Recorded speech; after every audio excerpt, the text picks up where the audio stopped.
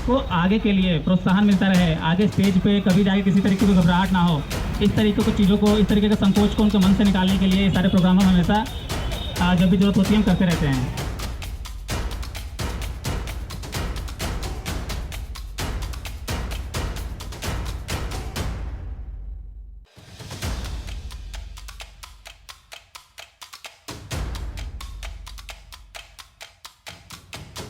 साथियों नमस्कार, मैं हूं विवेन सिंह और आप देख रहे हैं क्लाउड न्यूज़ नेटवर्क। हम इस समय केटीजी रेस्टोरेंट में, यहाँ पे हर साल आज़ादी महोत्सव मनाया जाता है और एमएफजी फाउंडेशन के द्वारा मनाया जाता है। हम इन लोगों से बात करें कि हर साल एमएफजी फाउंडेशन आज़ादी महोत्सव क्यों मनाते, क्या है, क्योंकि अभी हमने यहाँ पे देखा था बच्चों के कंपटीशन भी हुए थे, ड्राइंग कंपटीशन हुआ था, क्विज भी हुआ था, काफ़ी सारे क्वेश्चन आंसर भी किए बच्चों से। इन्हीं सारी चीज़ों को लेकर हम बात करेंगे। सबसे पहले हम बात करेंगे सत्यम जी से।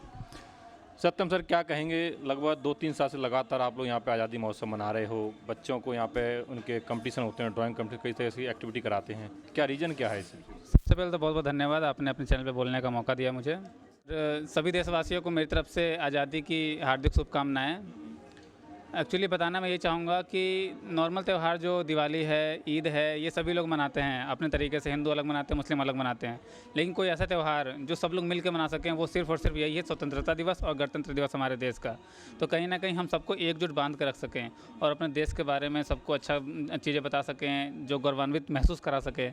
इन सब चीज़ों के लिए हम जो है ये तरीके के फंक्शन हमेशा करते रहते हैं। 15 अगस्त को और 26 जनवरी को गणतंत्र दिवस भी मनाते रहे हैं हम लोग। और इससे क्या है कि हमारे बच्चों में अलग मोटिवेशन आता है, जिससे उनके अंदर देशभक्ति की भावना की भी जागती है कि हम अपने देश के लिए कुछ कर सकें। तो हमारा कहीं ना कहीं सिद्धांत यही है कि हम अपने बच्चों को आगे बढ़ा सकें, मोटिवेट कर सकें और सब पूरे समाज को एक धागे में पिरो सकें, सब मिल कर रहें। कंपटीशन कराते हैं, कंपटीशन कराने का क्या होता है? देखिए, कंपटीशन कराने का मकसद तो सिर्फ यही है कि बच्चों को मोटिवेशन मिले। आज जो है बच्चे यहाँ पे कंपटीशन करेंगे, उन्हें हो सकता है 50 बच्चे 100 बच्चों के साथ कंपटीशन करने का मौका मिल रहा हो, लेकिन अचानक से अगर वो 1000-2000 बच्चों से कंपटीशन करना हो तो शायद वो नहीं कर पाएंगे। तो कहीं ना कहीं एक शुरुआत उनको देनी जरूरी है, जिससे उनके मन का झिझक निकल सके, वो तैयार हो सके आगे के लिए करना, सशक्त बना सके अपने बच्चों को। उन सब चीज़ों के लिए हम नॉर्मल तरीके से जो भी हम अपने लेवल पर कंपटीशन करा सकते हैं, हर साल 2 या 3 बार या 4 बार हर साल हम कराते रहते हैं। और जनरली 15 अगस्त और 26 जनवरी को तो ज़रूर कराते हैं, जिससे देशभक्ति के साथ साथ बाकी चीज़ें भी हमारी प्रोसेस हो सकें। सर, आपसे जानना चाहूँगा, आप यहाँ बच्चों से क्वेश्चन आंसर पूछ रहे थे, उनसे जवाब दे रहे थे, तो बच्चों को कैसा लग रहा था? क्या बच्चों, क्या फीडबैक था बच्चों का? ऑब्वियसली बच्चों को तो अच्छा ही लग रहा होगा, और कुछ बच्चे जो क्वेश्चन आंसर नहीं दे पाए वो अगली बार आगे जाके घर पर प्रैक्टिस करेंगे और आगे आने वाले कॉम्पिटिशनों के लिए तैयारी कर पाएंगे। और जिन बच्चों ने अच्छे जवाब दिए उनको मेरा हार्दिक शुभकामनाएं हैं। तो जैसे कि आपने बच्चों को, जो बच्चों ने सही आंसर दिए उनको आपने गिफ्ट भी दिए, तो क्या कुछ ही बच्चों के लिए थे, सभी के लिए थे?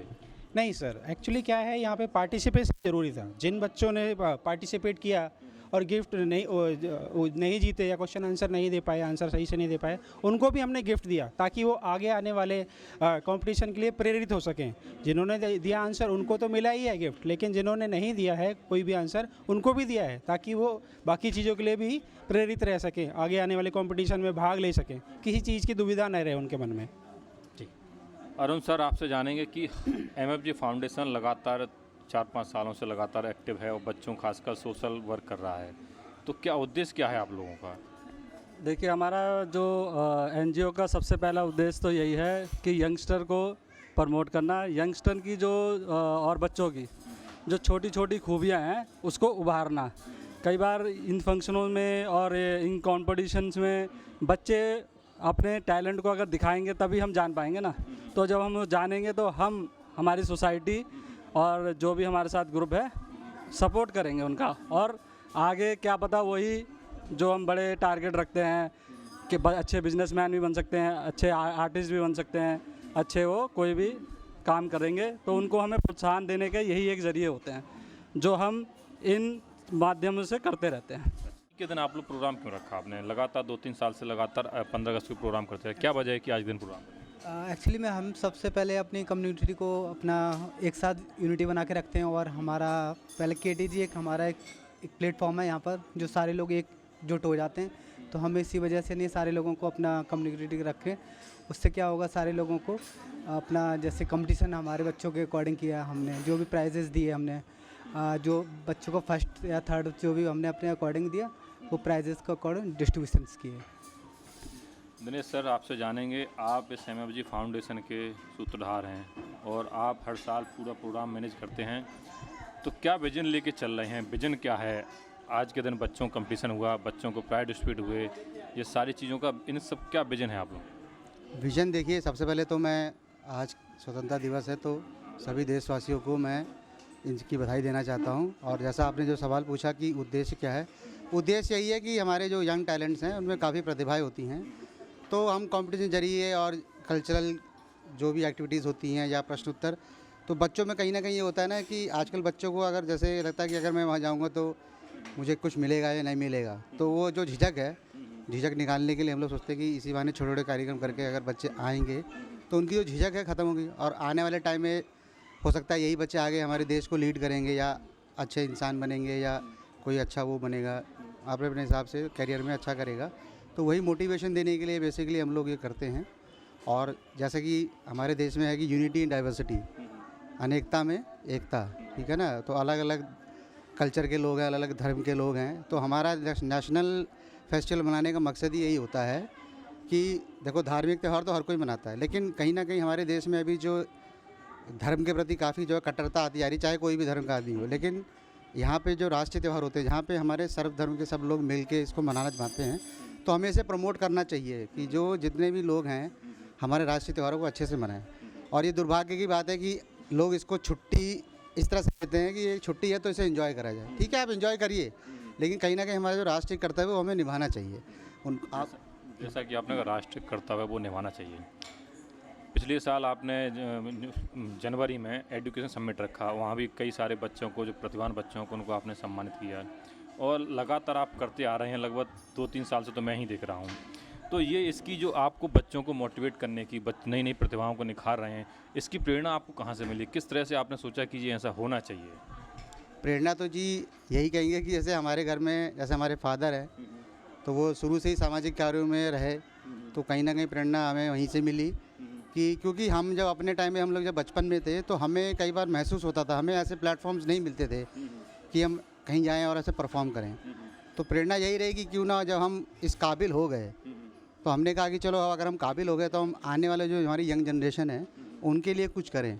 तो प्रेरणा यही मिलती है कि जैसे हमारे पिताजी हैं तो उनसे ही हमें कहीं ना कहीं प्रेरणा आई कि हमें कहीं ना कहीं जो है अगर हम कैपेबल हो गए हैं तो हम यंग प्रतिभाओं को मौका दें और जो हमसे बन पड़े, चाहे छोटे लेवल पे या बड़े लेवल पे, जैसे भी मौका मिलता है हम लोग निरंतर इसको करनी सोचते हैं। तो आपने सुना दिनेश सर ने कहा कि कोई भी काम करने की प्रेरणा सबसे पहले घर से ही मिलती है। तो दिनेश सर ने कहा कि ये प्रेरणा हमें हमारे पिताजी से मिली। पिताजी हमारे सोशल वर्क लगभग करते आ रहे हैं काफ़ी समय से, पिताजी इनके, और मैंने भी देखा है कि सर के फादर काफ़ी लंबे समय सोशल वर्क करते आ रहे हैं, क्योंकि किसी भी काम को करने के लिए पहले घर में वो माहौल होना चाहिए। दिनेश सर लगातार, मैं 2-3 साल से देख रहा हूँ, लगातार बच्चों को, नए जो यंगस्टर हैं उनको मोटिवेट कर रहे हैं, उनको कंपटीशन करा के उनको जो हेजिटेशन निकालने का प्रयास कर रहे हैं और लगातार सोशल वर्क कर रहे हैं। सोशल एक्टिविटी करते चले आ रहे हैं, बच्चों को कंपटीशन वगैरह कराते हैं, ड्राइंग वगैरह करते हैं। तो क्या आप लोगों का क्या मोटिव क्या है आप लोगों के सारे कार्यक्रम? कुछ नहीं, बस सोशल एक्टिविटी में पार्टिसिपेट करें बच्चे भी, बस सोशल एक्टिविटी। हाँ, घर में बंद रहते हैं, आजकल बंद हो गया ना, तो मोबाइल में लगे रहते हैं, तो थोड़ा ऐसे गेट टुगेदर होगा तो थोड़ा वो खुलेंगे बस। अच्छा, तो ये क्यों आप लोग ऐसा करते हैं? क्या सोचा, क्या किस तरह से आपको ख्याल आया कि ये कार्यक्रम होना चाहिए? पहले से ही होता आ रहा है, अब नहीं हो रहा तो होना चाहिए, बस होना चाहिए। क्या कहीं मैम इस कार्यक्रम के बारे में आप, आज जो कार्यक्रम हुआ है इसके बोले के? मुझे लगता है ऐसे कार्यक्रम और लोगों को भी करने चाहिए, प्रोत्साहित करना चाहिए आज के जनरेशन को, क्योंकि आजकल की जो जनरेशन है वो मोस्टली फ़ोन में और इन सब में लगी हुई है। अब ये छोटी छोटी एक्टिविटी से क्वेश्चन आंसर जैसे हुए, हम लोगों ने प्रतियोगिता करी, किन्हीं बच्चों को आंसर्स नहीं पता थे तो जो आंसर्स मिले उन्हें नॉलेज बढ़ी उनकी, तो इन सब से उनको थोड़ा अच्छा मिलता है, उनको प्रोत्साहन मिलता है, उनकी अंदर की झिझक खुलती है। बेसिकली उनका ये होता है कि अंदर उनकी झिझक नहीं होनी चाहिए। पहले के बच्चे थे खुल के बोल देते थे, सब कुछ करते थे, वो अंदर ही अपने फ़ोन में या एक कमरे में बंद नहीं रहते थे।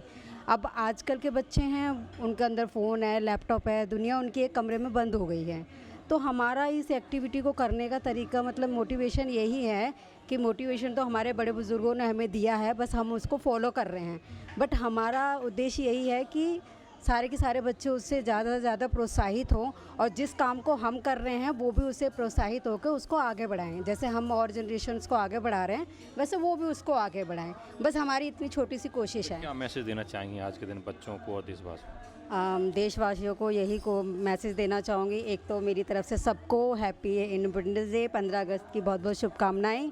और बच्चों को यही मैसेज देना चाहूँगी कि बच्चों अपने बाहर की दुनिया देखो, देश के बारे में एटलीस्ट सारी नॉलेज रखो। आप देश के बारे में कुछ कर नहीं सकते, लेकिन जब तक आपको नॉलेज नहीं होगी अंदर डीपली हिस्ट्री वगैरह सबकी नॉलेज लो और उसके बारे में सोचो कि हाँ कैसे आज़ादी मिली है। लेटेस्ट अपडेट पाने के लिए हमारे चैनल क्लाउड न्यूज़ को अभी लाइक करें, सब्सक्राइब करें और बेल आइकन दबाना बिल्कुल ना भूलें।